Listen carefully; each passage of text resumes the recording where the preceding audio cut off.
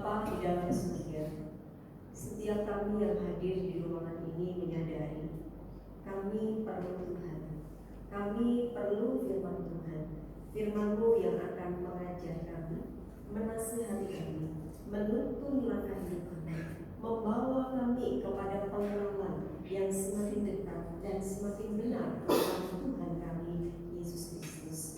Itulah sebabnya kami buka hati kami, pikiran kami dan seluruh keberadaan kami. Mari Tuhan, berkenanlah Engkau menyatakan firman-Mu bagi kami, pribadi lepas pribadi. Bantu kami untuk memahaminya, bantu kami semua untuk melakukannya, dan bantu hamba-Mu yang Kau percayakan siang hari ini untuk menyampaikannya. Terpujilah nama-Mu ya Tuhan. Di dalam nama Tuhan Yesus Kristus kami berdoa. Amin. Selamat siang Bapak Ibu dan saudara-saudara yang dikasihi Tuhan. Shalom. Puji Tuhan, siang hari ini kita diberi kesempatan untuk hadir beribadah bersama-sama, dan di dalamnya kita akan membuka hati kita kembali. Kita akan belajar firman Tuhan. Hari ini seluruh umat Tuhan di dunia, gereja-gereja di seluruh dunia merayakan dan mengingat satu peristiwa yang sangat besar, yang tidak kalah besarnya dengan peristiwa Natal ataupun Paskah, yaitu Yesus Kristus yang adalah Tuhan, yang sudah mati kemudian Dia bangkit, dan hari ini kita peringati Dia naik ke surga. Nah Bapak Ibu dan saudara-saudara yang dikasihi Tuhan, tema kita terkait dengan hal kenaikan Tuhan Yesus Kristus. Memang kenaikan Tuhan Yesus Kristus itu satu fakta, dan ada banyak dimensi yang kita bisa lihat di dalamnya. Tetapi siang hari ini tema kita adalah dengan cara yang sama, atau cara yang sama Dia akan datang kembali. Nah Bapak Ibu dan saudara-saudara yang dikasihi Tuhan, di bagian firman Tuhan yang saya siapkan atau yang memang sudah ditentukan atau ditetapkan untuk kita renungkan bersama-sama, tema kita yaitu cara yang sama Ia kembali. Itu terambil dari satu bagian firman Tuhan yang tertulis di dalam Kisah Para Rasul pasal 1 ayat 11 bagian B. Di sana dikatakan, Yesus ini yang terangkat ke surga meninggalkan kamu, akan datang kembali dengan cara yang sama seperti kamu melihat Dia naik ke surga. Ini adalah kata-kata mereka yang waktu itu menyaksikan keheranan orang-orang yang melihat Yesus naik ke surga, dan sangat tegas dikatakan bahwa Yesus ini yang terangkat ke surga meninggalkan kamu, tapi Dia akan datang kembali dengan cara yang sama. Dan frase inilah, penekanan inilah yang akan kita renungkan bersama-sama pada siang hari ini, dengan cara yang sama. Nah Bapak Ibu dan saudara-saudara yang dikasihi Tuhan, sebelum kita membahas bagian ini lebih detail, kita akan melihat hal tentang Kristus. Setiap kita percaya bahwa Kristus itu adalah Tuhan, ya. Orang Kristen itu percaya Yesus adalah Tuhan, dan ini iman kita. Kristus adalah Tuhan, dan apa yang dilakukan dengan Kristus? Yang pertama, Dia datang ke dunia, Dia lahir ke dunia. Kemudian Alkitab mengatakan bahwa Yesus yang datang ke dunia itu terkait dengan hal karya keselamatan. Dia mati, makanya kita mengingat, memperingati peristiwa kematian Kristus. Tapi Kristus tidak hanya mati, 3 hari kemudian Dia bangkit. Dan setelah bangkit, maka Yesus naik ke surga. Dan setelah naik ke surga, pengharapan kita sebagaimana firman-Nya, Dia akan datang yang kedua kali. Hal kelahiran, kematian, kebangkitan, kenaikan, dan kedatangan Yesus yang kedua kali itu tidak ada yang lebih penting dan tidak ada yang kurang penting.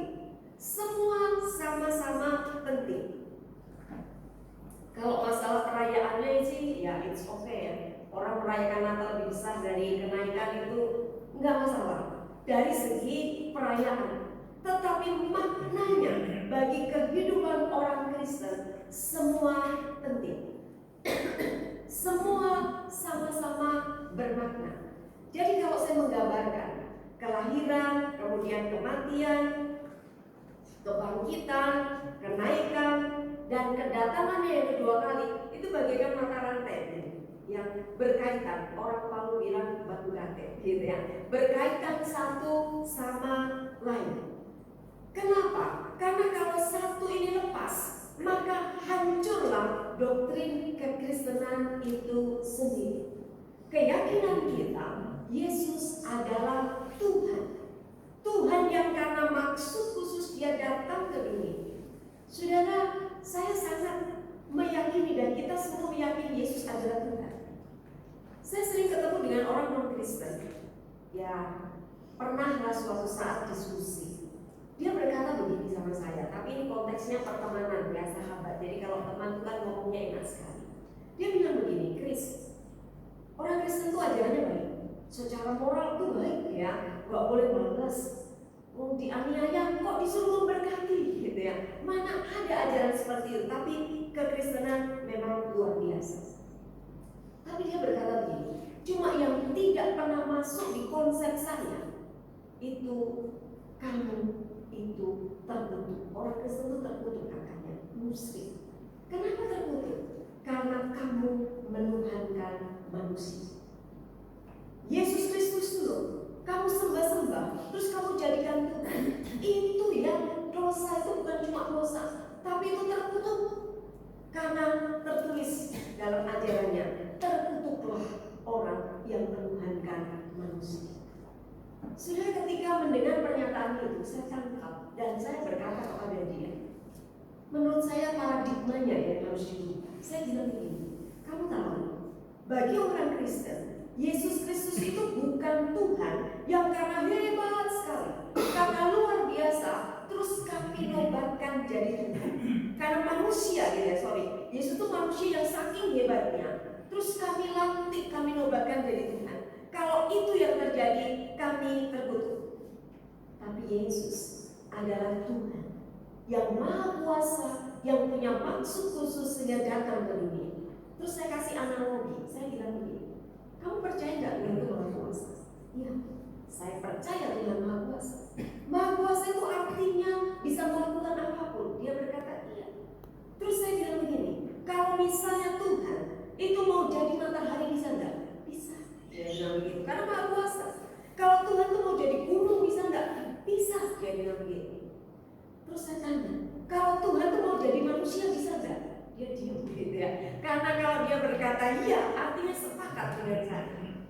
Dan berhentilah di situ. Tapi saya katakan bahwa Yesus bagi orang Kristen itu bukan manusia yang sakit hebat terus dilantik jadi Tuhan, tapi dia adalah hakikatnya Tuhan yang karena maksud khusus maka dia datang ke dunia terkait dengan karya keselamatan. Maka Yesus lahir, Yesus mati, Yesus bangkit, Yesus naik ke surga karena memang dari situ dia berasal dan dia akan datang kembali. Bukankah itu pokok-pokok dalam pengakuan iman kita? Dalam pengakuan iman rasuli yang selalu kita ucapkan, kita percaya bahwa Yesus itu lahir, dikandung daripada Roh Kudus, lahir dari anak darah Maria, menderita, kemudian mati, dibangkitkan, dikuburkan, mati dikuburkan, kemudian bangkit pada hari yang ketiga dan seterusnya. Nah, Bapak Ibu dan saudara-saudara, itu sekilas tentang singkat ya tentang siapa pribadi Kristus. Tapi hari ini kita akan melihat tentang kenaikan Kristus. Kenaikan Kristus itu adalah klimaks dari kehidupan Kristus di dunia. Karena ya menandai babak baru dalam kehidupan Kristus. Dan next kita lihat peristiwa itu nampak sangat dramatis dan spektakuler. Nanti kita akan lihat sebentar gitu ya, melalui teks yang memang sudah kita siapkan di Kisah Para Rasul pasal 1. Dan sekali lagi, kenaikan Tuhan Yesus Kristus itu memberi kepastian tentang adanya surga dan jalan ke surga. Karena surganya jelas, jalannya juga jelas, jalannya Yesus, surganya juga jelas. Kira-kira seperti itu. Next, mari kita fokus kepada tema kita hari ini, yaitu cara yang sama dia akan datang kembali. Kisah Para Rasul pasal 1 ayat 6 sampai ayat 11 itu mencatat peristiwa kenaikan Yesus Kristus. Memang ada Injil Lukas mencatatnya, tapi ini yang lebih detail. Mari kita lihat sejenak. Di dalam ayat yang ke-6 itu dituliskan demikian, ya. Maka bertanyalah mereka yang berkumpul di situ, Tuhan, maukah Engkau pada masa ini memulihkan kerajaan bagi Israel? Ini konteksnya Yesus yang sudah bangkit. Itu beberapa kali menjumpai murid-muridnya. Dan saat itu di tengah banyak orang-orang murid-muridnya itu berkata, Tuhan, Kau kan sudah bangkit seolah begini, Kau kan sudah menang. Nah, maukah Engkau saat ini memulihkan kerajaan bagi Israel? Ayat 7, jawab Yesus, Engkau tidak perlu mengetahui masa dan waktu yang ditetapkan Bapa sendiri menurut kuasa. Itu bukan urusanmu, Tuhan berkata. Ayat 8, tapi ini urusannya kamu. Tetapi kamu akan menerima kuasa kalau Roh Kudus turun atas kamu, dan kamu akan menjadi saksiku di Yerusalem dan di seluruh Yudea dan Samaria dan sampai ke ujung bumi.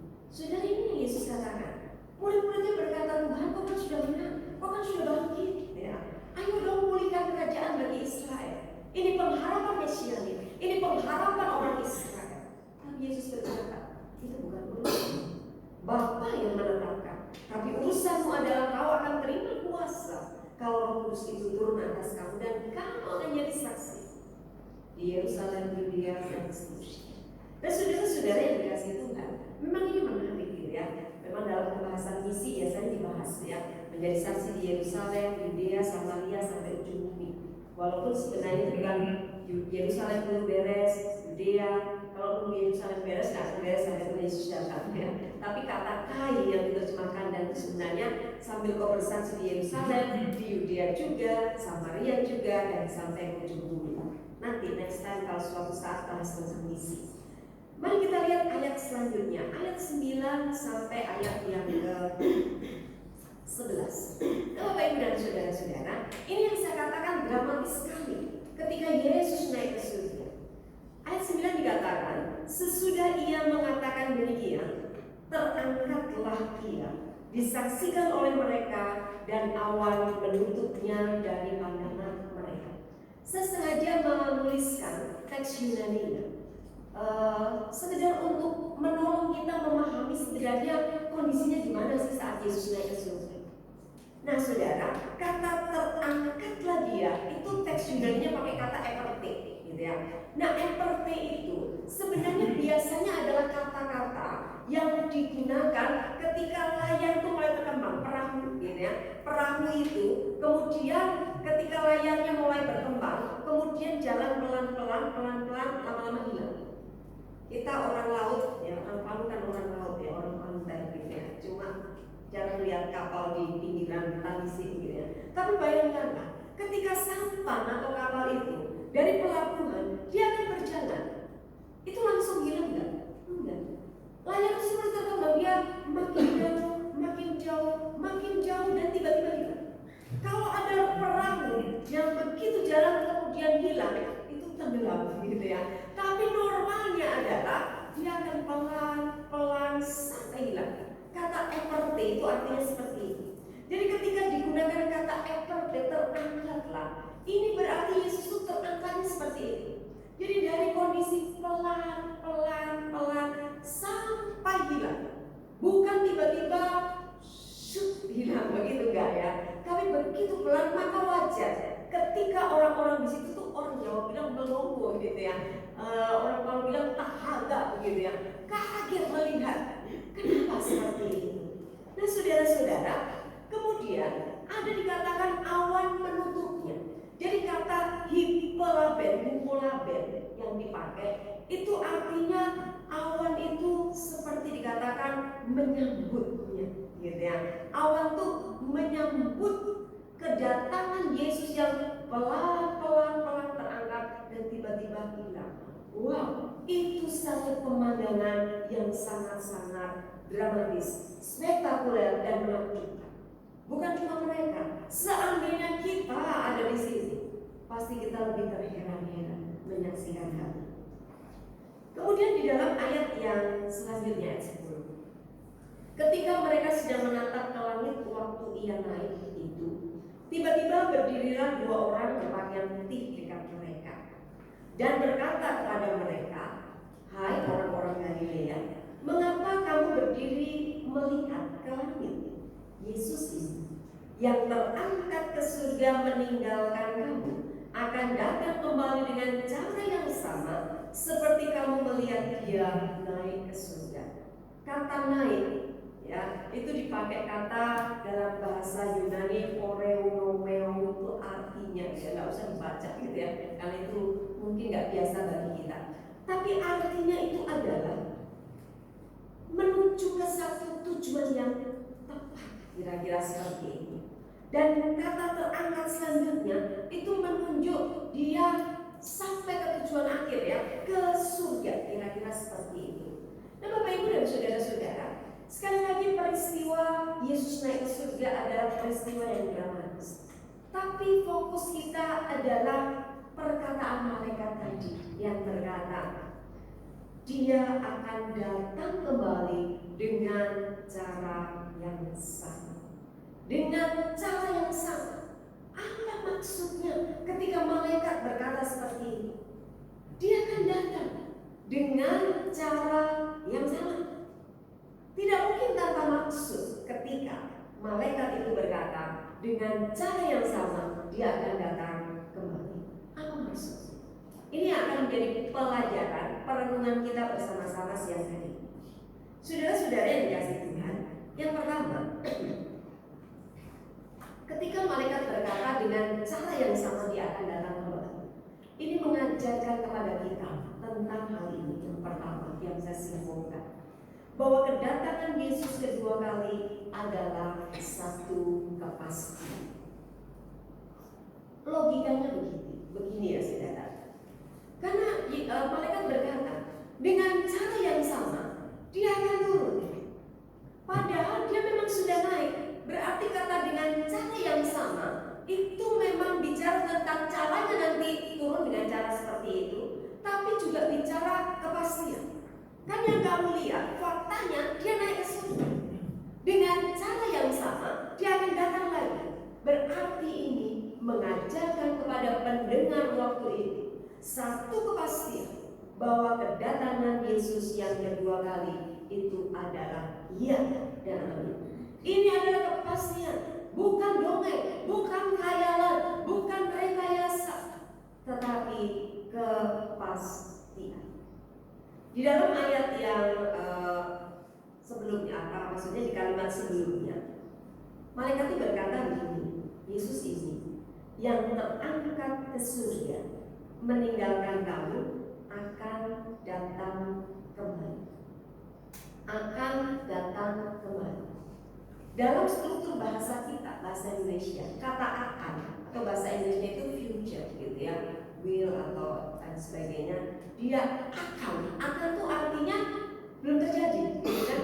Ya akan, bisa iya, bisa tidak. Benar. Kalau saya janji kepada saudara, oh ya saya akan datang ke rumahnya bapak dan ibu, itu bisa iya, bisa tidak, begitu kan? Oh ya nanti saya akan hadir di dalam acara apa begitu kan? Bisa ya, bisa tidak, tergantung situasinya. Itu kata akan, makanya masih dalam perspektif future yang akan datang. Memang benar. Tetapi kata akan datang kembali itu saya sempat cek di dalam bahasa Yunani-nya, itu memang memakai kata eleusetai gitu. Saya tidak mau sebutkan katanya karena kita tidak belajar bahasa itu, tapi saya mau ajarkan grammarnya. Dalam bahasa Yunani itu satu tindakan atau satu kerja itu ada yang namanya kan biasanya dalam unsur kata kerja itu ada banyak kata kerja di dalamnya. Salah satu unsur Di dalam kata kerja itu namanya modus, bahasa Yunani ya, yang belajar bahasa Yunani pasti tahu. Tapi bukan modal dusta gitu ya. Modus itu artinya menjelaskan hubungan tindakan dengan realitas, kira-kira seperti itu. Jadi di dalam kalimat bahasa Yunani, kalimat itu ada yang hubungan antara tindakan dengan realitas. Nah, di antara semua modus-modus yang ada dalam grammar Yunani, ada yang namanya modus indikatif. Modus indikatif itu artinya modus yang real. Walaupun kata akan, tetapi dalam kaitannya realitas dengan tindakan itu real, itu nyata. Dan kata akan kembali memakai struktur ini. Artinya apa? Ini satu kepastian bahwa kedatangan Yesus yang kedua kali itu adalah pasti. Iman kita, iman Kristen kita, pengakuan iman yang kita ucapkan dan akan datang lagi gitu ya. Yesus akan datang kembali. Itu ya dan amin. Ini benar adanya. Walaupun belum terjadi, tapi dalam perspektif kita berdasarkan hal ini pernyataan malaikat, dia akan datang dengan cara yang sama. Itu sekali lagi menyatakan kepada pendengar dan orang-orang yang menyaksikan, sungguh kedatangan Yesus yang kedua kali adalah satu kepastian. Sekali lagi, karena faktanya mereka sedang menyaksikan Yesus naik ke situ. Terus malaikat berkata, nanti dia datang caranya kayak gini. Kamu sedang menyaksikan fakta. Dan kedatangannya yang kedua kali itu juga akan satu fakta. Seolah-olah seperti itu. Logika berpikir yang diajak oleh malaikat kepada para pendengar sana. Saudara, ini pengharapan kita bahwa di dalam Yesus pengharapan itu pasti. Yang akan datang itu pasti. Itu yang pertama, saudara-saudara. Yang kedua, pelajaran penting apa lagi yang bisa kita pelajari? Next, yang kedua, ketika malaikat berkata ia akan datang dengan cara yang sama, itu mengajarkan kepada kita bahwa kedatangan Yesus yang kedua kali itu di dalam kemuliaan. Ya, di dalam kemuliaan. Karena apa? Ya, di dalam ayat 9 dikatakan bahwa sesudah ia mengatakan demikian, sesudah Yesus berkata, kamu akan terima kuasa kalau Roh Kudus akan menimpa kamu jadi saksiku di Yerusalem dan seterusnya. Sesudah mengatakan demikian, terangkatlah ia, disaksikan oleh malaikat dan awan menutupnya. Awan menutupnya. Ini bukan sekedar ya memang kalau naik ke atas itu pasti ditutup awan. Memang literalnya seperti ini. Literalnya iya. Kalau kita naik pesawat gitu ya, itu pasti kita akan ketemu awan karena di atas itu banyak awan. Tetapi bagi orang Yahudi, konteks masyarakat yang waktu itu adalah orang Yahudi, awan itu bukan sekedar kumpulan uap gitu ya, kumpulan uap yang akan menjadi hujan. Tapi di bagian ini, awan itu menyatakan bahwa ketika Yesus disambut oleh awan, itu bicara tentang kemuliaan. Dia naik di dalam kemuliaan. Dia akan datang lagi juga di dalam kemuliaan. Ya. Next, ada beberapa ayat yang saya kutip ya,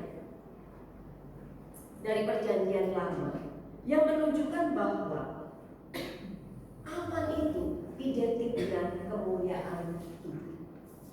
Di dalam Bilangan ya dikatakan turunlah Tuhan dalam awan. Jadi Tuhan itu ketika datang kepada Musa, dia turun dalam bentuk apa? Awan. Lambang kemuliaan Tuhan. Di dalam Ulangan 31, Tuhan juga menampakkan diri di kemah itu dalam tiang awan.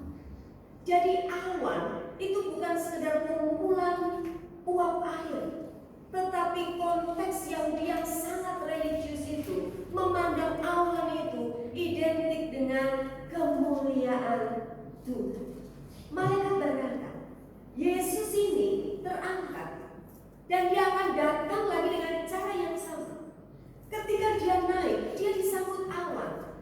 Dia naik di dalam kemuliaan. Maka kedatangannya yang kedua kali itu juga datang di dalam kemuliaan. Tidak akan pernah ada Maria kedua yang melahirkan Yesus, omong kosong gitu ya.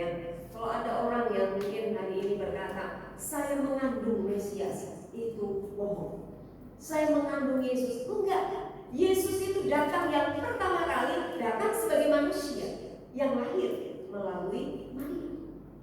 Tetapi datang yang kedua kali bukan seperti itu. Dia datang dengan cara yang sama. Ketika dia naik di dalam kemuliaan, maka dia akan datang juga di dalam kemuliaan. Jadi jangan sampai kita disesatkan. Bukankah akhir-akhir ini ya, belakangan ya, waktu-waktu yang lalu ada banyak isu, ada Mesias lagi di sana, gitu ya. Ada Mesias lagi dikandung oleh di sana. Itu sesat, gitu ya. Itu pengajaran yang sesat. Tidak akan pernah ada lagi seorang wanita yang mengandung Mesias. Mesias sudah dilahirkan. Dia sudah naik ke surga dan dia akan datang di dalam kemuliaan. Yesus akan datang bukan untuk berhenti lagi. Yesus akan datang yang kedua kali bukan untuk melakukan seperti apa yang dilakukan di kedatangan yang pertama. Dia hadir dalam kesederhanaan. Dulu orang Yahudi kenapa tidak terima Mesias itu, Yesus itu Mesias? Karena image mereka, Mesias itu raja, gitu ya, hebat, pemimpin, panglima. Tapi kok yang lahir anaknya orang miskin, gitu ya, di luar ekspektasi mereka. Makanya mereka menolak. Apalagi mati, wah sudah habis. Tapi Yesus datang yang kedua kali nanti bukan untuk menderita lagi, tetapi dia datang di dalam kemuliaan. Itu iman dan harapan kita.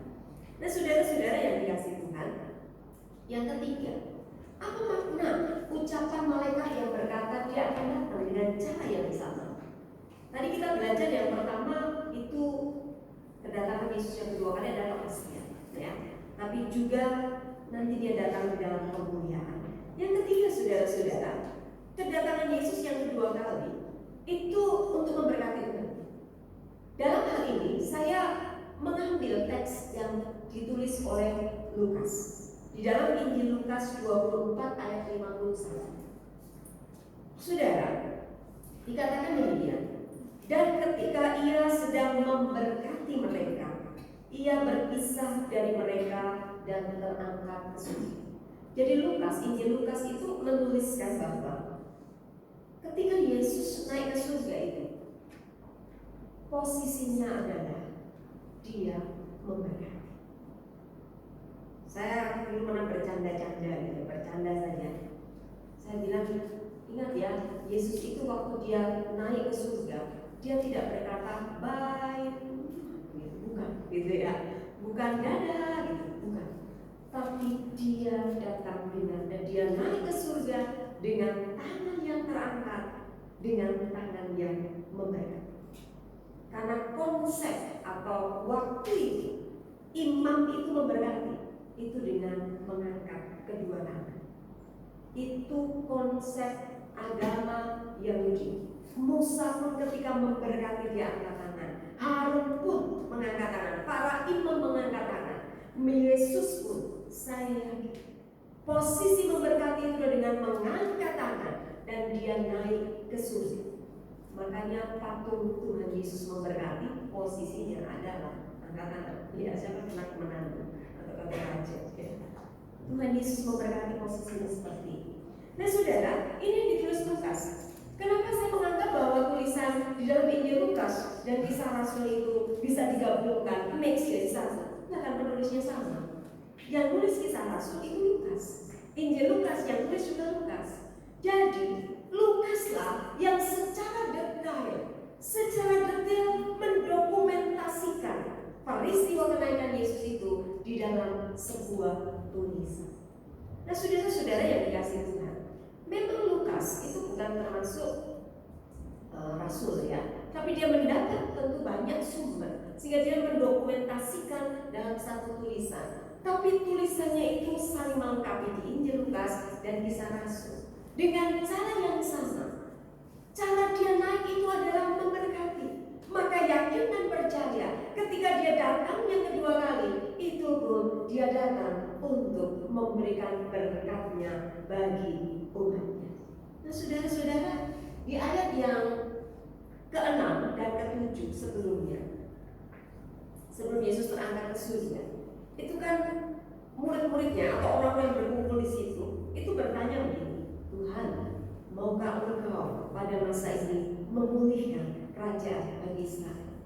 Mereka ingin memulihkan, karena pemulihan itu adalah berkat bagi mereka. Mereka saat itu sedang ditindas atau dijajah Roma.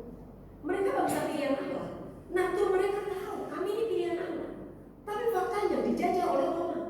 Jadi mereka berkata, ayo bebaskan kami, pulihkan itu yang janji-janji kepada leluhur kami, Abraham, Ishak, Yakub, ayo pulihkan. Tapi Tuhan berkata, bukan urusanmu, itu waktunya Bapa. Nah saudara-saudara, artinya umat Allah itu menginginkan pemulihan, menginginkan berkat, tapi Tuhan berkata, belum saat ini, tunggu waktunya. Dan ketika Yesus datang yang kedua kali, ketika malaikat berkata dengan cara yang sama, maka pemikiran kita, logika kita berkata, ketika dia naik ke surga itu, dia posisinya, dia naik ke surga dengan memberikan berkat bagi umatnya. Karena Lukas menuturkan, ketika dia sedang memberkati muridnya, maka dia terangkat ke surga. Maka ketika dia datang yang kedua kali, dia pun datang dengan berkat. Dan berkat teristimewa yang akan diberikan saat dia datang yang kedua kali itu apa? Next, ayat terakhir yang ingin saya sampaikan kepada saudara, Yohanes 14 ayat 1 sampai ayat 3. Yesus berkata begini sama murid-muridnya, janganlah gelisah hatimu, percayalah kepada Allah, percayalah juga kepada aku. Di rumah Bapakku banyak tempat tinggal. Jika tidak demikian, tentu aku mengatakannya kepadamu. Sebab aku pergi ke situ untuk menyediakan tempat. Yesus pergi ke rumah Bapa, Yesus naik ke surga itu untuk apa? Menyediakan tempat bagimu. Dan apabila aku telah pergi ke situ dan telah menyediakan tempat bagimu, aku akan datang kembali dan membawa kamu ke tempatku, supaya di tempat di mana aku berada, kamu pun berada. Saudara, berkat terindah ketika Yesus datang yang kedua kali, dia akan memberikan berkatnya. Berkatnya apa? Membawa kamu, kata Tuhan, ke tempatku. Di mana tempat Tuhan? Kekekalan di dalam kerajaan surga. Saya bawa kamu ke tempatku, supaya di mana aku berada, kamu pun berada. Bukankah itu berkat teristimewa? Bukankah itu sesuatu yang dicari oleh semua orang? Yaitu surga, yaitu hidup bersama dengan Tuhan selamanya. Semua orang mendapatkan itu, ya kan? Coba ya, kalau ada orang ya yang seandainya Tuhan berkata, oke, kamu minta apa saja saya kasih, mobil mewah, gitu ya, rumah mewah, oke, uang banyak, bagi Tuhan itu apa? Gitu ya. Apalagi keluarga yang harmonis, apa? Tapi saya tidak bawa kamu ke surga, gitu ya. Sudah dikasih opsi begitu, pasti pikir-pikir, akan berkata, sudah jauh, kita hidup pas-pasan nggak apa-apa. Yang penting nanti masuk surga, benar nggak? Gitu ya. Sudah jauh, kita di sini agak ya diizinkan mengalami penderitaan sedikit, nggak apa-apa.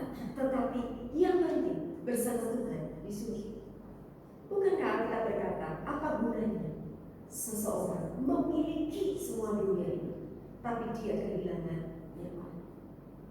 Berkat terindah adalah ketika dia datang, dia memberikan berkat terindahnya itu. Aku akan membawa kamu ke tempatku, supaya di mana aku berada, kamu pun berada.